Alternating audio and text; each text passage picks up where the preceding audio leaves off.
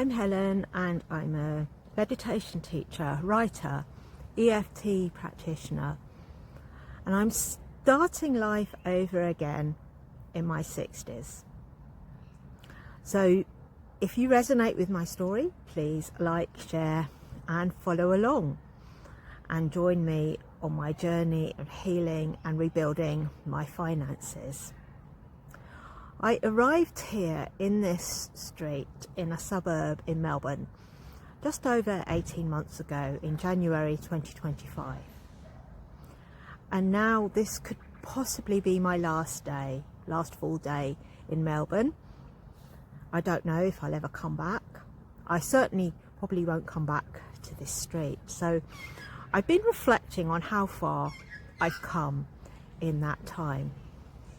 I travelled around Australia for 3 months in 2024 because my son came over, and then I went back to the UK, sold most of my stuff, bought a one-way ticket, didn't know what was going to happen next, but my commitment was to allow life to unfold. So when I came here, I was staying with a friend that I'd made when I was travelling. And it felt like this was the first time in my life that I'd fully chosen me, and I was the happiest I've ever been. Because 40 years ago this month, I left a job that I loved, my family, my friends. I was living in West London and went down to live on the South Coast because I was engaged to be married the next month. I was just about to turn 23.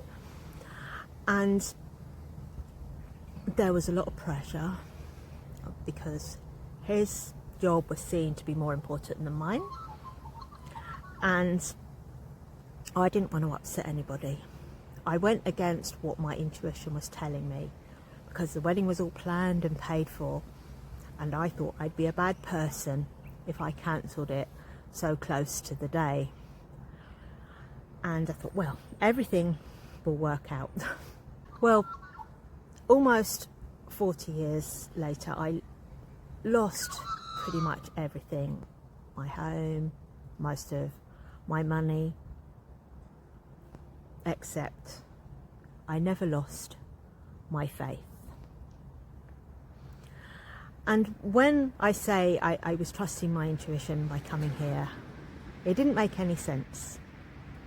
That's how I partly knew that this was the right thing to do. So I arrived here, and I'm not saying I wasn't scared. Although I was happy, I was still scared. It was a real emotional coaster ride, as I'm sure you can imagine. Having everything I owned pretty much in one suitcase. Coming to stay with somebody I barely knew. But I got through it, and now as I sit here a year and a half later, I can look back to that time and see how far I've come and how much I've changed, grown and healed in that time. Because I was staying with my friend in his flat just down the road, and I think it's a testament to myself that we're still friends because every single button was being pushed. My emotions were really strong, and I spent a lot of time in this park on this bench crying not knowing where I was going, what I was doing, if anything was going to work out. Well, I still don't, and the truth is we never do. But I was able to sit with those emotions thanks to my meditation practice and not react. So when I was being triggered, I saw this as an opportunity and to look in the mirror. Like, what's being reflected back at me? What do I need to work on in terms of my beliefs and what I'm thinking and projecting? And to turn the spotlight back on myself and knowing I can't do anything about what other people do. They make their own choices, even if I think they're silly or I don't agree with them. It's their life. And I have to focus on me. And I stayed here for 3 months initially, and I've been back a few times since. And then 3 months ago I made a decision. I got to let go because I felt like I wasn't trusting myself enough, because I had somewhere I could stay, although I didn't really want to stay there because the flat's very small, there wasn't much space, and I'd left some stuff there, and then it was difficult getting back to get it and making arrangements, and I'm thinking, no, I can do this on my own. And I made this decision 3 months ago that from now on, yes, I'm not saying I don't need support and help, but it's going to be from a place of empowerment rather than thinking, oh, I can't do any better than this. And I felt almost it was like a codependent situation. So being on the other side of the world for the last 18 months has given me a bigger perspective to look back over my life, all the things that have happened, abuse, financial loss, a son with addiction problems, to name but a few. And also to have more kindness and compassion for myself, and to stop beating myself up, calling myself a failure, thinking I should be further on in my life by now, because that wasn't really being helpful, and I would find that I could also put a lot of pressure on myself, which wasn't helping either. And I think we can be a lot harder on ourselves than we are on other people. So that's been a journey too. And as I sit here in this park on what could be my last day in Melbourne, I've just been into the city, and I was reflecting on that phrase, live every day as if it was your last. And I was looking around and thinking all the things that I could have done, but I didn't. So what's the point? I may come back and then I can do them then. But if I don't, it doesn't matter. It's gone. And if those things had really been that important, I probably would have done them anyway. Because I made another video last year when I was in New Zealand about slow travel, about slowing down, about just allowing yourself time just to enjoy and take in your surroundings. I'll just flip the camera around for a second so you can see this park. So I've sat here a lot looking at the trees. It faces west.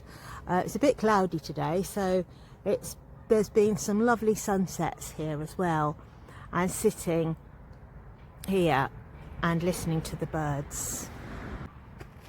And I'd like to also honour my girlfriends who helped me through some difficult times, because when I was being triggered, there was no point in me taking it out on my friend because we wouldn't be friends now probably if I had, and recognising that this was my stuff that I had to work through, that I had to deal with, and also realising the importance of having that support network, those friends, because when I arrived I didn't know anybody really, so I had to make a conscious effort to join some groups, and I've made some lovely friends while I've been here. So it's a bit sad. There's been some sadness in this last week that this might be the last time I see them, but it's also a good practice to let go of attachment to things, including my lovely hat. I almost bought another one, and I'm thinking, no, perhaps it's time for a new one. I mean, another one the same, because they sell them in a shop down the road here. And I thought, no, I don't need a sun hat now, it's winter, and perhaps I can buy a new one to represent this new version of me that has evolved in this time. So I'd love to say thank you for listening, and please comment below if any of this has resonated with you, if you're making a change later in life after, you know, what might have been a difficult, challenging life. And another thing that I say, although I'm here in Australia and I'm very happy now, it doesn't mean my life is perfect. It doesn't mean I don't have difficult days and I don't have difficult feelings still. But that is always going to be part of life. It's never going to go away. I'm always going to have my son with his issues and supporting him.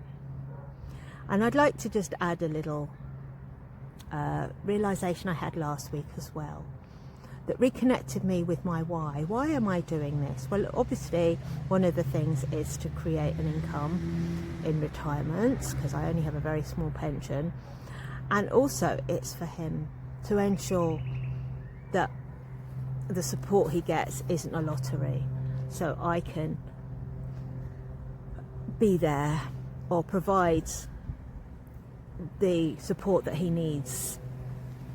I mean, not me personally, because his needs are very complex, and I've let go of feeling guilty about that the professionals that work with him are trained. They know how to deal with addictions and complex trauma and issues like that, and also they're not emotionally involved. So it's being able to be there for him and also provide that support which he's going to need for the rest of his life, however long that is. I have no idea. And that's the reality of it that I live with day to day. But at the same time, it's like I still have to live my life too. And it feels like that's the way to bring them together. To be able to be there for him while not feeling that I'm compromising. And I've worked with a lot of carers, and it's very easy to feel resentful if you're putting your needs last. So now, as I sit on this bench 18 months later after first arriving, a lot of the pain that I felt when I arrived has gone. There will probably still be other things to work to, and actually there's no probably about it. I'm sure there definitely will be things to work through, things that will come up as I continue on this journey through life. But now I feel calm. I still don't know what lies ahead. My visa expires on the 31st of October of this year, so I'm going to make the most of life between now and then. And there have been times when I felt really anxious because I didn't know where I was going, what I was doing, what was going to happen next. And now I'm learning more just to stay present in the moment and reconnect with that faith, that thing that I never lost. Thank you for watching, and until next time, take care, go well, and lots of love. Bye. And now the sun has come out. How lovely.